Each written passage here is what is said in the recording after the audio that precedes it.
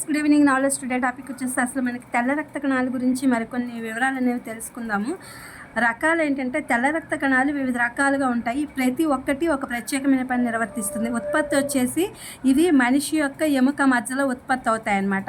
వీటి ప్రయాణము ఇవి రక్త ప్రవాహంలో మరియు శోషరస వ్యవస్థ ద్వారా శరీరం అంతా ప్రవహిస్తాయి. విధులు తెల్ల రక్త కణాలు వ్యాధులను కలిగించే క్రిములను ఎదుర్కోవడంలో సహాయపడతాయి. రోగనిరోధక వ్యవస్థలో ముఖ్యమైన భాగం. శరీరానికి రక్షణ కవచంగా కూడా పనిచేస్తుంది.